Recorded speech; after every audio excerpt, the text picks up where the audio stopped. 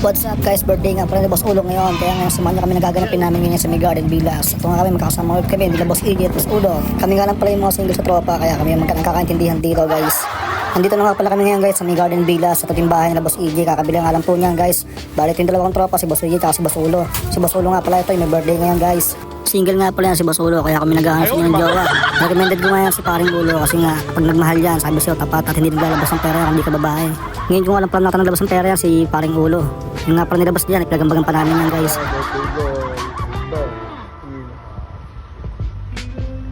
Basic. Basic.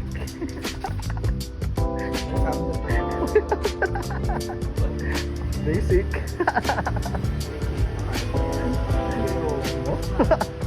At dito nga kinakantsawan ko si Paring Ulo, tinatawanan siya ng babaeng tindera. Kita mo naman guys, tinatawanan siya oh.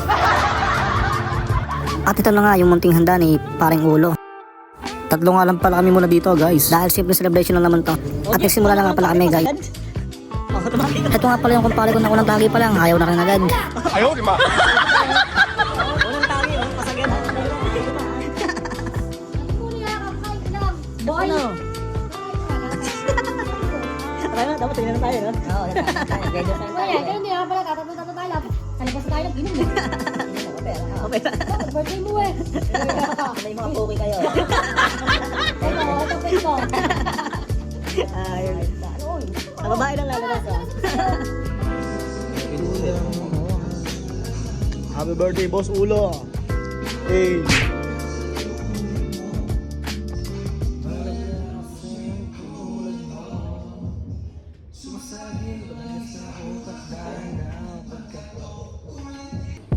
Dalawa muna kami ni Paring Ulo, habang natin namin ibang tropa.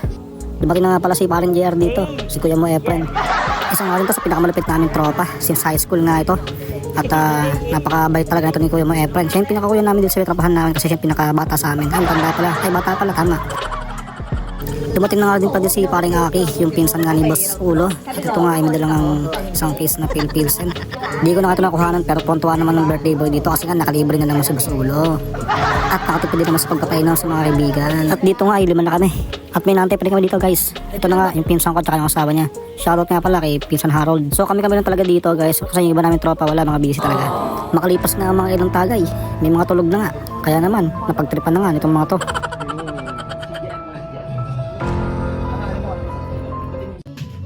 At pinasok na nga nila mga tropa natin sa loob. At ang pinakainulan nila ay si Harold. Halika't panoorin natin kung anong mangyayari dito guys.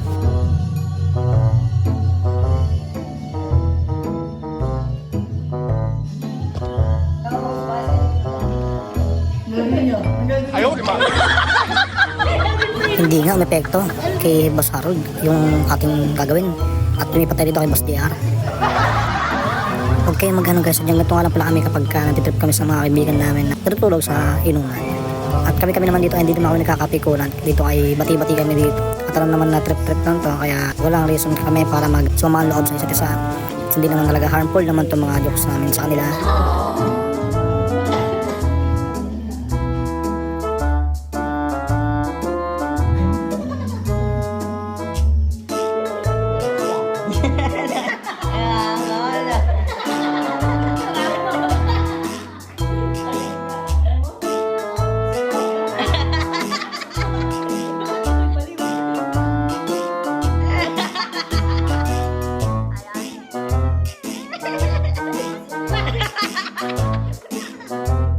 O di bakit kita nyo naman ang epekto guys, kasi pati ang budhi tanggal ang amats. At ito na nga guys, ang pinaka-last na mabibiktima ng pagtipik na ito ay walang iba kundi kami magpinsan na mabibiktima. Ang dami na nga ako dito kasi hindi ko na kinaya. Watch out na lang to guys.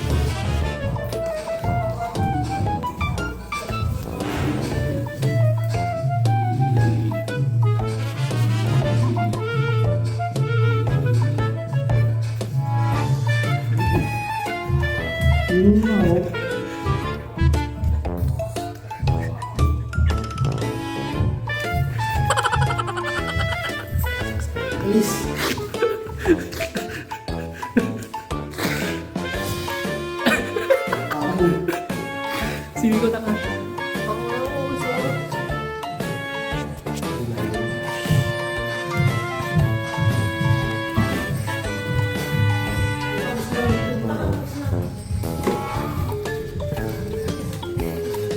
Ilaw.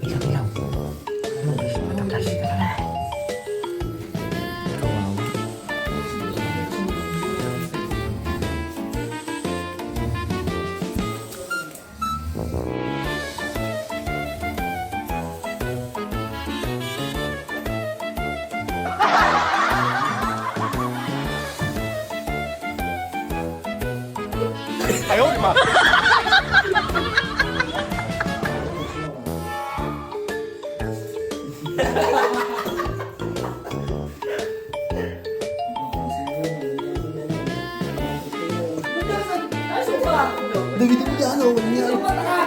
Pagkatapos nga namin at pagkagising namin ay nagkaayaan na kumain ng lugaw dito sa may loob ng village.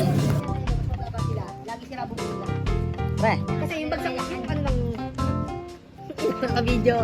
vlogger yan. Nag-vlog yan kay. Nasnip.